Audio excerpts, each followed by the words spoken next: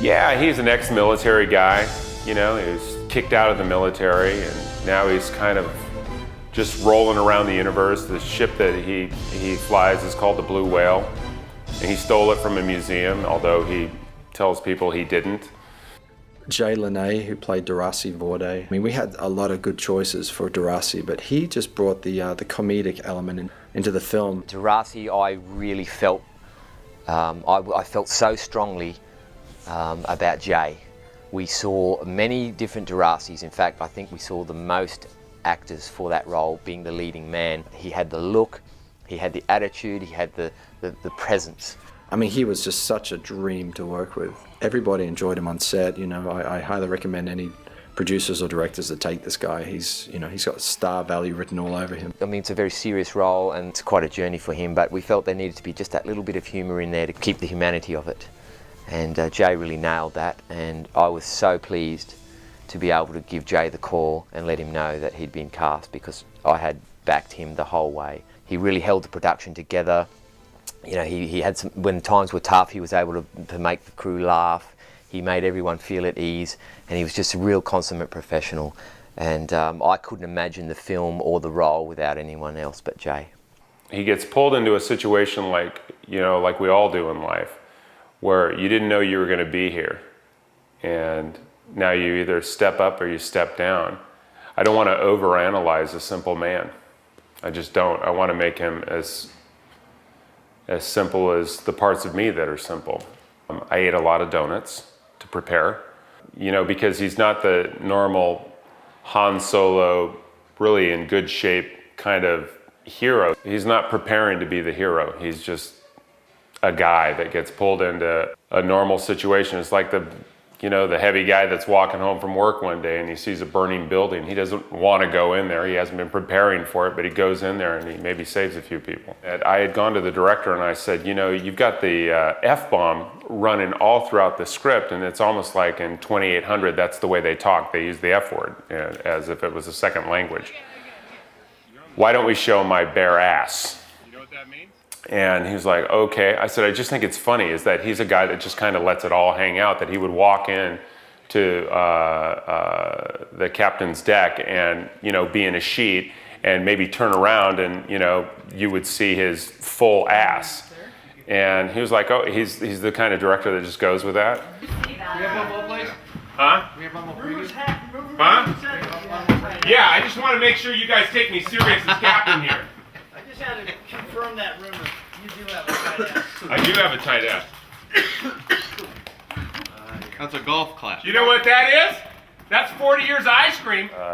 The scene when I died at the end, you know, what I had racing through my head at that time was that, you know, I'll never fish again and I'll never see my kids again, and because I love to fish myself. That was a hard scene to get through without just full-blown crying, but DERASI wouldn't do that. So it was hard for me to keep it in. And that's the texture of that script. Rochelle, Vallese, who played Contessa. Now, to be honest, I thought there'd be 1,000 choices for Contessa, but there was just one. She came in and she was perfect, and nobody else just had the right vibe for what I wanted. There were some good actors who came in, but Rochelle, I guess, she was it. She was the only choice I had. I mean, it was a no-brainer. How are you? Sorry, I just had to fucking come out. Whatever happens, happens, right? You know? But I feel great. Contessa was a very, very tricky role to cast because we needed someone of a certain, someone with certain acting chops. They needed to be able to play a robot who didn't know they were a robot. They needed to bring some humanity to the role. We saw a lot of actresses from ex-strippers way up to more mature actresses who had long careers. No one felt quite right. There was a few people that we thought they could have possibly pulled off the part. We brought them in to read with Jay. They didn't quite have the chemistry that we were looking for. It was Rochelle who walked in on, I think, the last day of casting. And again, I had a feeling just about her look that she could possibly be right for the part. And I do remember running down the corridor to Neil just before I brought her through and saying, Neil, I think you should really take notice of this next one. I think this could be her. Is this the most emotional you've ever been acting? Hey, where's my papa? Papa! No, but yes. Yeah. It was great for me because I got to have a little taste of everything. I got to have an emotional journey, which was really fun for me to show a tough side.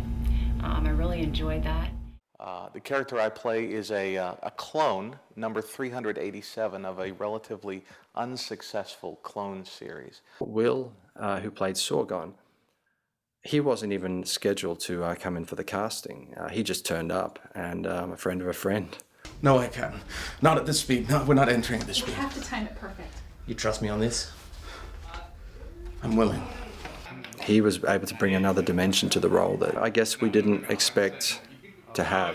It was always my goal to do a science fiction film, and if it meant I had to shave my head to do it, by God, I was willing. I think people really identified with his character for some reason. I was very surprised at that. Kind of a natural yarmulke I could grow. He played it so well that people really empathized with the character. I mean, that's a testament to a great actor. He's also a famous disc jockey radio personality in San Diego. But Tanner's not playing the last man. No. He's playing a sort of a hybrid clone, so he's actually not playing a man in this. No. Which is rather fitting, I thought.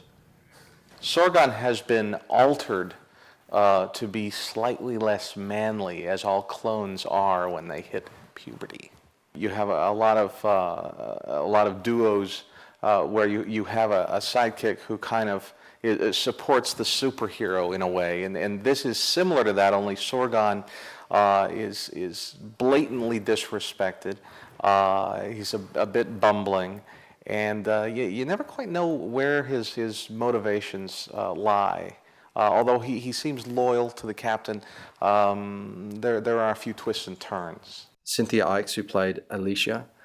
Now, she was one of the last people we cast in the film, and I saw her at some acting recital, and she was really good. And she really brought a seriousness to the role, you know, which was nice. She has those beautiful eyes that you just get lost in. Again, a slightly difficult role because we needed someone young, but we needed someone not totally unaware of what was going on. I really connect to Alicia.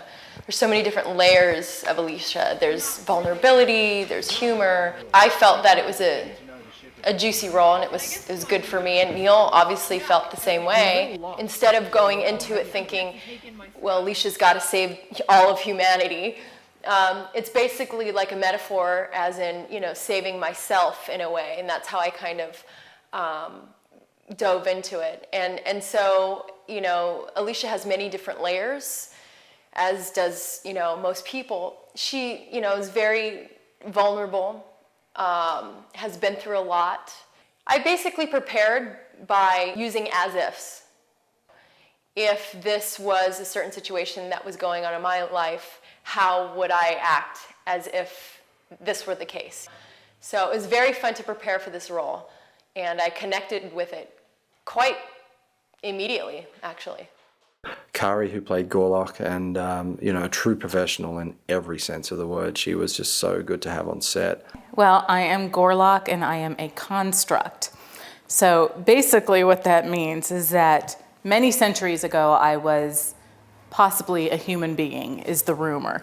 But then we had DNA injected into us to make us higher evolved. So if you look at it that way, I am a higher evolved human being. I think, obviously, I'm a great person who is fighting for my people. I've done many things in the past that I regret, but I am also really on a mission to save the constructs, and I've saved billions and billions of lives. Sci-fi and creating a whole world, you can really go with your imagination. So it's not like any other type of acting job where it's basically a whole made-up world. So how do we justify when we're talking and we don't even necessarily know what we're talking about, when we're having a different language that doesn't exist? So it's been interesting to work on that and to make it make sense to myself. So just doing the normal acting research, but it's on, you know, in different galaxies. Stop! Stop it! 1, 2, 3, 4. I declare one more. We love each other. We love each other. West Hollywood. He looks like that and he's still doing Like that, huh? Yes, I am. Okay, you want me like this? Yeah, no gay voices. Okay, then. The guy who played the Destroyer, he suffered a lot for the film. And out, get out, out. Action 2.